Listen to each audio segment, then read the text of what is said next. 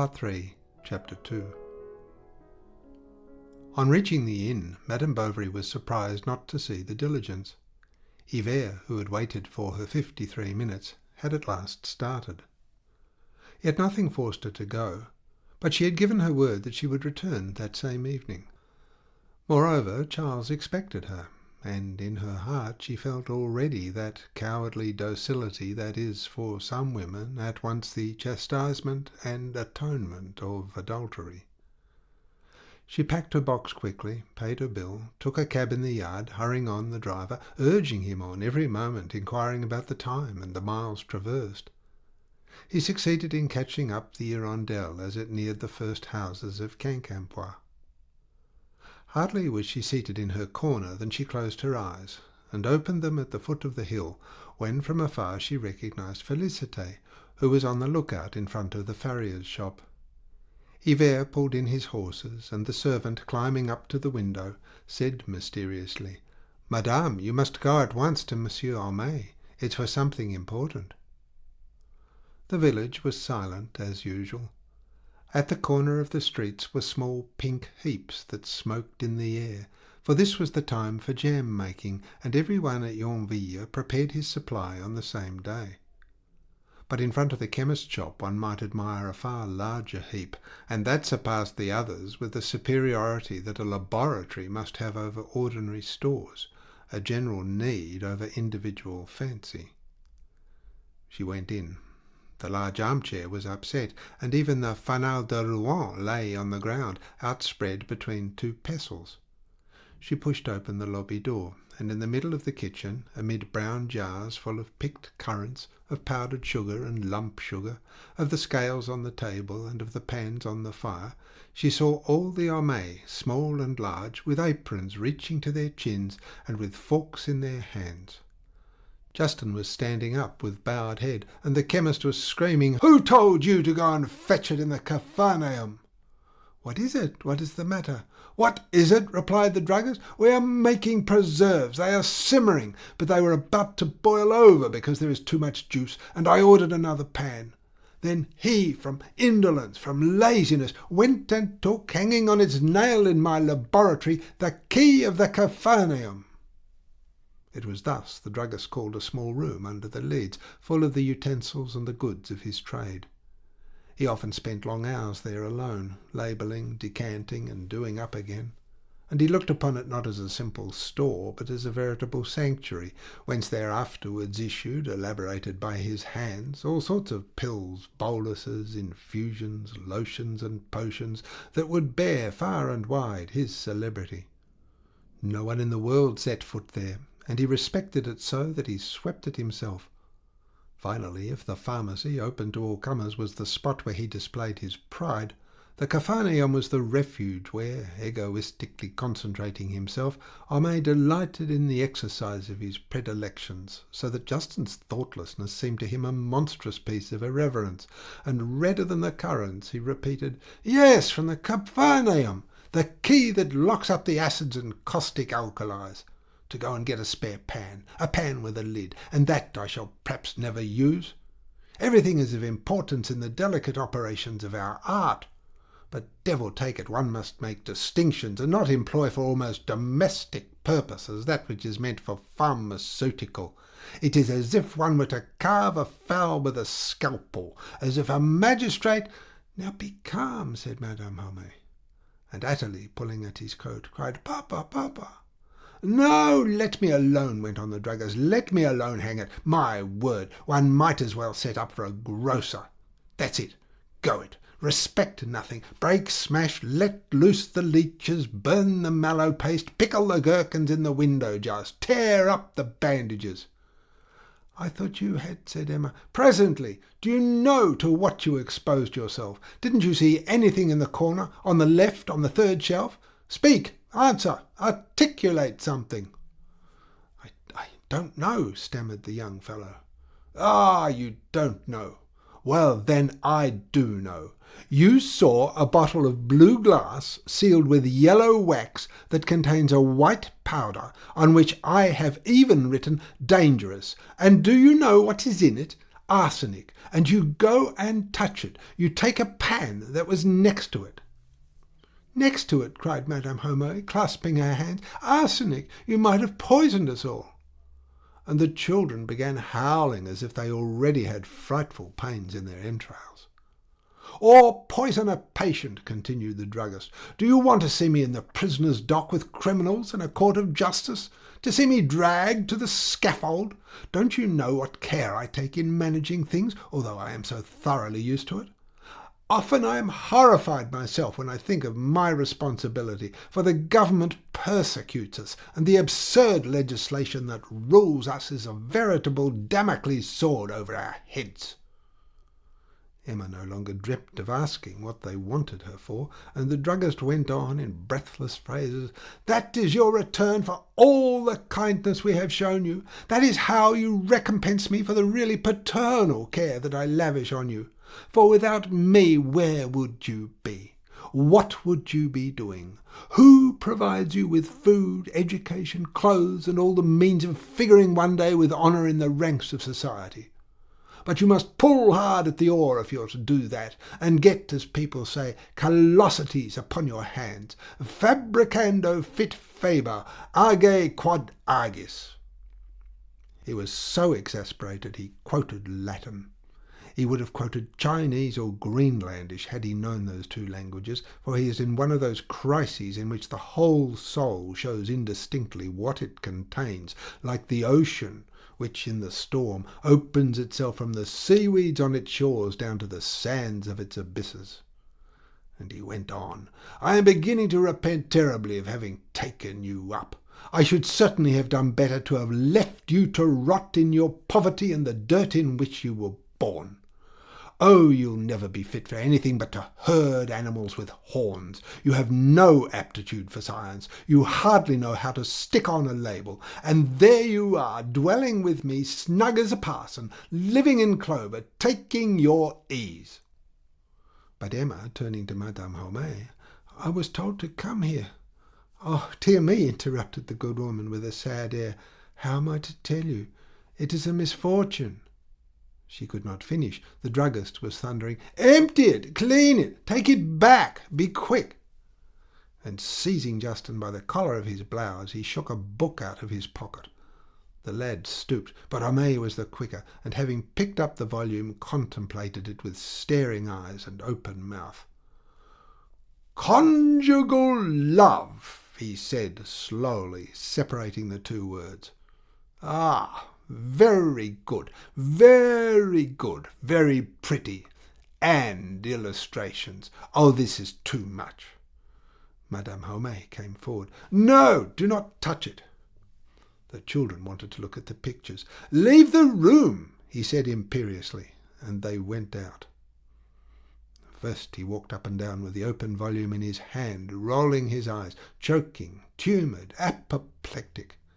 Then he came straight to his pupil, and planting himself in front of him with crossed arms, "Have you every vice then, little wretch? Take care, you are on a downward path. Did not you reflect that this infamous book might fall in the hands of my children, kindle a spark in their minds, tarnish the purity of Athalie, corrupt Napoleon? He is already formed like a man. Are you quite sure, anyhow, that they have not read it? Can you certify to me?" "But really, sir," said Emma, "you wish to tell me—" "Ah, yes, madame. Your father-in-law is dead." In fact, Monsieur Bovary senior had expired the evening before, suddenly, from an attack of apoplexy as he got up from table, and by way of greater precaution, on account of Emma's sensibility, Charles had begged Homais to break the horrible news to her gradually. Homais had thought over his speech. He had rounded, polished it, made it rhythmical. It was a masterpiece of prudence and transitions, of subtle turns and delicacy. But anger had got the better of rhetoric. Emma, giving up all chance of hearing any details, left the pharmacy, for Monsieur Homais had taken up the thread of his vituperations. However, he was growing calmer, and now grumbling in a paternal tone while he fanned himself with his skull-cap. It is not that I entirely disapprove of the work. Its author was a doctor. There are certain scientific points in it that it is not ill a man should know, and I would even venture to say that a man must know. But later. At any rate, not till you are a man yourself and your temperament is formed." When Emma knocked at the door, Charles, who was waiting for her, came forward with open arms and said to her, with tears in his voice, "Ah, my dear," and he bent over her gently to kiss her. But at the contact of his lips, the memory of the other seized her, and she passed her hand over her face, shuddering. But she made answer, "Yes, I know." He showed her the letter in which his mother told the event without any sentimental hypocrisy.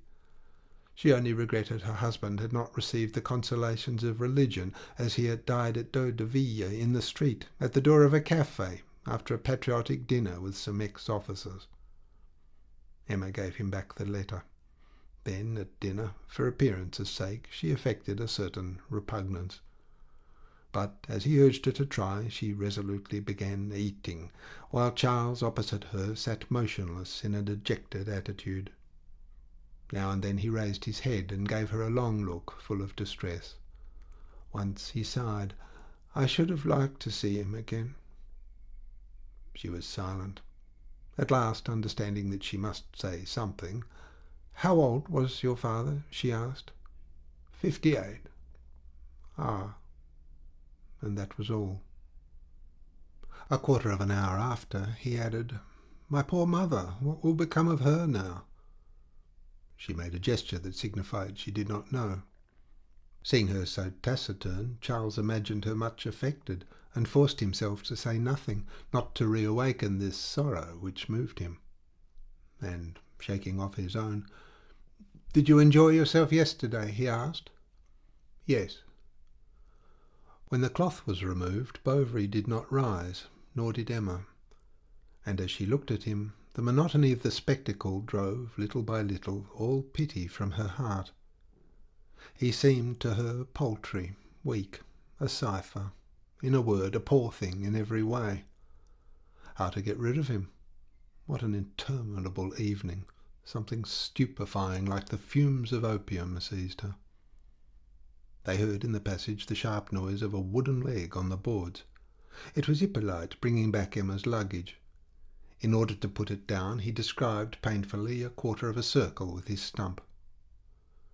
"He doesn't even remember any more about it," she thought, looking at the poor devil, whose coarse red hair was wet with perspiration. Bovary was searching at the bottom of his purse for a centime, and without appearing to understand all there was of humiliation for him in the mere presence of this man, who stood there like a personified reproach to his incurable incapacity. "Hello, you've a pretty bouquet," he said, noticing Léon's violets on the chimney. "Yes," she replied indifferently, "it's a bouquet I bought just now from a beggar." Charles picked up the flowers and, freshening his eyes red with tears against them, smelt them delicately. She took them quickly from his hand and put them in a glass of water. The next day Madame Bovary senior arrived. She and her son wept much. Emma, on the pretext of giving orders, disappeared. The following day they had a talk over the morning. They went and sat down with their work-boxes by the waterside under the arbour. Charles was thinking of his father, and was surprised to feel so much affection for this man, whom till then he had thought he cared little about. Madame Bovary senior was thinking of her husband. The worst days of the past seemed enviable to her. All was forgotten beneath the instinctive regret of such a long habit, and from time to time, whilst she sewed, a big tear rolled along her nose and hung suspended there a moment. Emma was thinking that it was scarcely 48 hours since they had been together, far from the world, all in a frenzy of joy, and not having eyes enough to gaze upon each other. She tried to recall the slightest details of that past day, but the presence of her husband and mother-in-law worried her. She would have liked to hear nothing, to see nothing, so as not to disturb the meditation on her love that, do what she would, became lost in external sensations. She was unpicking the lining of a dress, and the strips were scattered round her. Madame Bovary senior was plying her scissor without looking up, and Charles, in his list slippers and his old brown surtout that he used as a dressing-gown, sat with both hands in his pockets and did not speak either. Near them Bertha, in a little white pinafore, was raking sand in the walks with her spade. Suddenly she saw Monsieur Lheureux, the linen-draper, come in through the gate. He came to offer his services under the sad circumstances. Emma answered that she thought she could do without. The shopkeeper was not to be beaten. "I beg your pardon," he said, "but I should like to have a private talk with you." Then, in a low voice, "It's about that affair, you know." Charles crimsoned to his ears. "Oh, yes, certainly." And in his confusion, turning to his wife, "Couldn't you, my darling?" She seemed to understand him, for she rose, and Charles said to his mother, "It is nothing particular, no doubt, some household trifle." He did not want her to know the story of the bill, fearing her reproaches. As soon as they were alone, Monsieur Lheureux, in sufficiently clear terms, began to congratulate Emma on the inheritance, then to talk of indifferent matters, of the espaliers, of the harvest, and of his own health, which was always so-so, always having ups and downs. In fact, he had to work devilish hard, although he didn't make enough, in spite of all people said, to find butter for his bread. Emma let him talk on. She had bored herself so prodigiously the last 2 days. "And so you're quite well again?" he went on. "Ma foi, I saw your husband in a sad state. He is a good fellow, though we did have a little misunderstanding." She asked what misunderstanding, for Charles had said nothing of the dispute about the goods supplied to her. "Why, you know well enough," cried Lheureux. "It was about your little fancies, the travelling trunks." He had drawn his hat over his eyes, and, with his hands behind his back, smiling and whistling, he looked straight at her in an unbearable manner. Did he suspect anything? She was lost in all kinds of apprehensions. At last, however, he went on.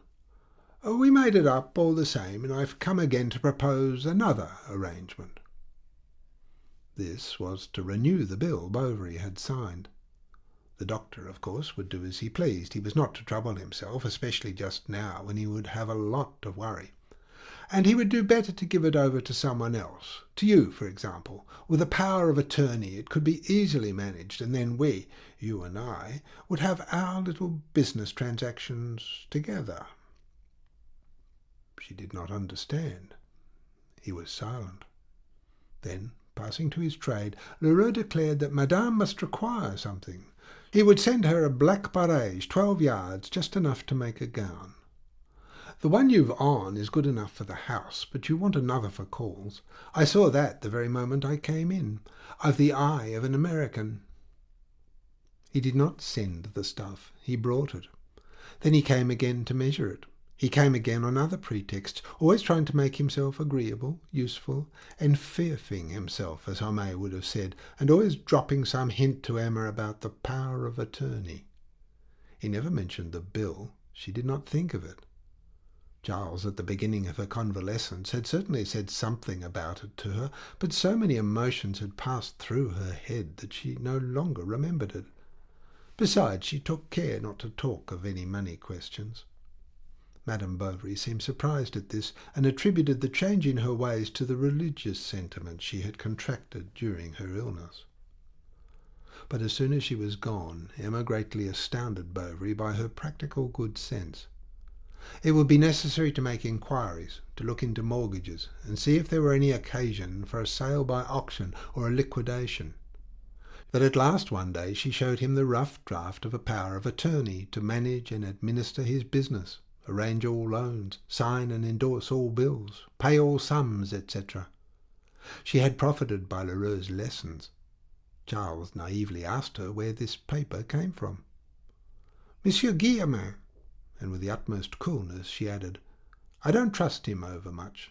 Notaries have such a bad reputation. Perhaps we ought to consult. We only know no one." "Unless Léon," replied Charles, who was reflecting. But it was difficult to explain matters by letter. Then she offered to make the journey, but he thanked her. She insisted, It was quite a contest of mutual consideration. At last she cried with affected waywardness, "No, I will go." "How good you are," he said, kissing her forehead. The next morning she set out in the Hirondelle to go to Rouen to consult Monsieur Léon, and she stayed there 3 days. End of part 3, chapter 2.